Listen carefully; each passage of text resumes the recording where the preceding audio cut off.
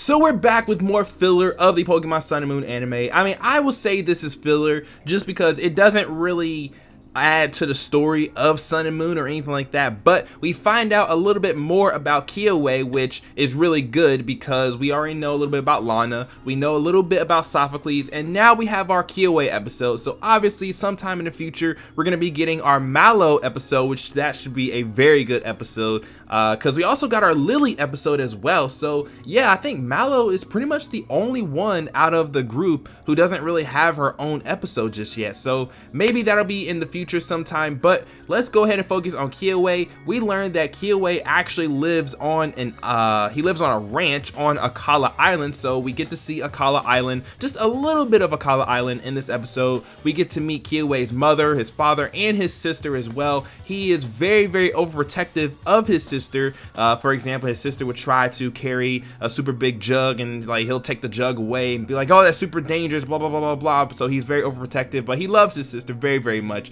But we learned just a lot about KIAWE, and I really enjoyed that about this episode. Another thing I enjoyed about this episode as well is that Ash was practicing his Z moves. He was going to practice with Pikachu, and then Professor Kukui was like, you know, you should practice with Rowlet because Rowlet can use Tackle, so Rowlet can also use normal Z move, which he used at the very beginning of the episode, which is really cool. So it's nice to see Ash practicing his Z moves so he can perfect them and make them stronger or whatever. And honestly, there was one thing about Z moves in the anime that really interested me, and it was the fact that they, like, if you're a beginner when you're using Z moves, they tire out your Pokemon very quickly, but with more practice it becomes less and less tiring, which is kind of wild. But obviously you can still only use one Z move per battle because it takes so much energy, but it becomes less tiring. So I guess that means, you know, at some point in the anime they will use a Z move, and the Z move might not be effective and won't one-shot the Pokemon, and they'll have to continue battling even after using the Z move. So hopefully we'll see that soon, probably later more than soon, because I mean, as of right now I don't think we're gonna see a Z move not be effective towards any trainer in anime as of right now. Maybe like later on when they start fighting like crazy strong trainers, but until then though, like I think maybe in the next Kahuna battle, which is Olivia. Fun fact, they actually mentioned Olivia in this episode, but probably when they face Olivia, you know, Ash will drop a Z move and it won't work, and then he'll have to continue battling even after using the Z move, which will be pretty dope. But we meet KIAWE's family. His grandfather is actually the owner of his Z-Ring, and he had to battle Olivia to get the Z-Ring as well, which was really interesting because his grandfather used to be a Kahuna, so that was cool, and that's actually where he ended up getting his Charizard as well. So there's just so much information about KIAWE in this episode, and it makes me happy. It makes me happy that they're exploring the characters of the anime, you know, of the show, whatever. Then we got our Lily episode, we got our Sophocles episode, we got our Lana episode, we got our KIAWE episode. Now we just need Mallow, and we need to see, you know, what Mallow's all about, if Mallow can actually cook in the anime. Because if you guys remember from the summary of the Sun and Moon games, Mallow is a terrible cook. Like, she is a very bad cook. So I am looking forward to seeing her try to cook without using Lily's recipes and see where that goes. I feel like they're gonna keep that somewhere, and they're gonna put it somewhere in the anime where Mallow is just a terrible cook. But I really can't wait to see that, but we'll see what happens there. But Team Skull shows up again. They express that they hate Z-move users and get blown back by a Z-move, but it was nice seeing Team Skull back. It was nice hearing their little music as well, because the music in the show is just, it's so good. I really love the music. But as far as this entire episode goes, I enjoyed it a lot. It was just more character information, background information about KIAWE, which is really good, because now we know more about KIAWE. We know about Lana, how she has two sisters who pick on her. We know that Sophocles is afraid of the dark. We know that KIAWE lives on a ranch and he does work 24/7. He delivers dairy products and stuff before he goes to school. And we know that Lily used to not be afraid of Pokemon, but now she is afraid of Pokemon, or she's afraid of touching Pokemon.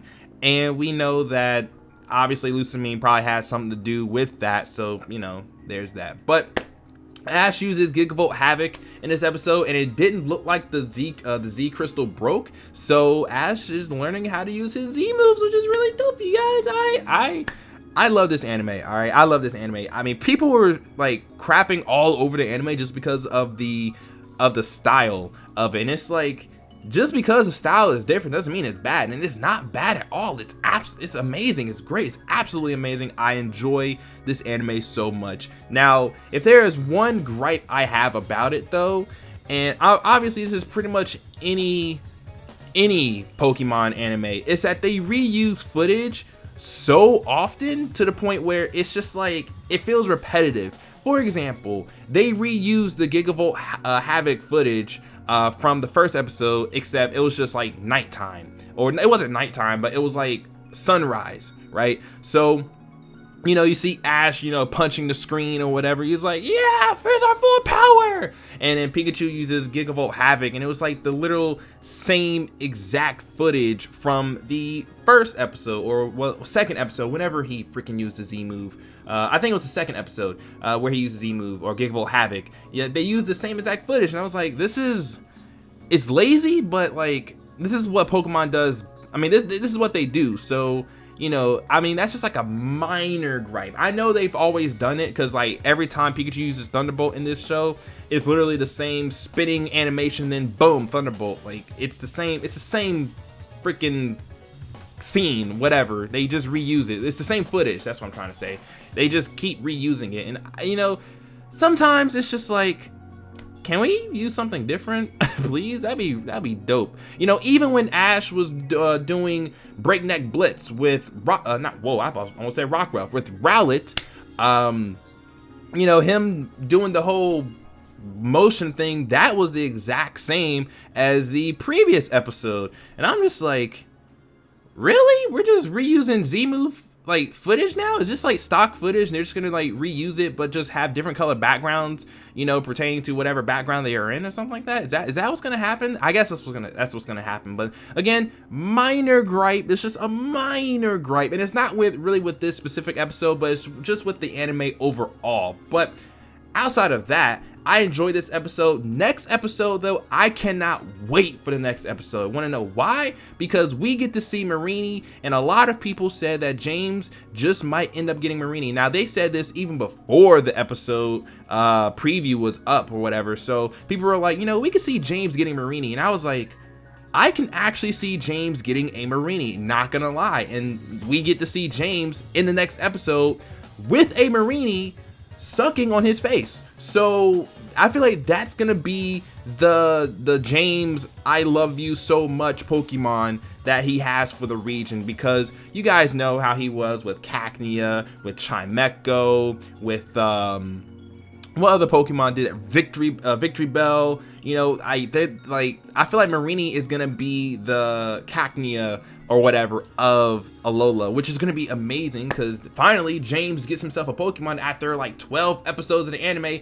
He finally catches himself a Pokemon, and then two, it's gonna be more comedic relief, which is great. And then Marini in the anime is adorable as well, so like, it's gonna be so awesome. But let me know what you guys think. Do you guys think James is gonna get Marini in the next episode? Let me know down in the comment section below. How do you like KIAWE'S family? How do you like the fact that we have dark skinned people in the show and they are very relevant to the show? Let me know down in the comment section below as well. Let me know how you enjoyed this episode, and if you enjoyed this review, hit the like button down below as well. If you guys want to know where I watch the anime, I watch it either on YouTube, or I watch it on GoGo Anime, or any anime sharing website that uploads Pokemon Sun and Moon anime.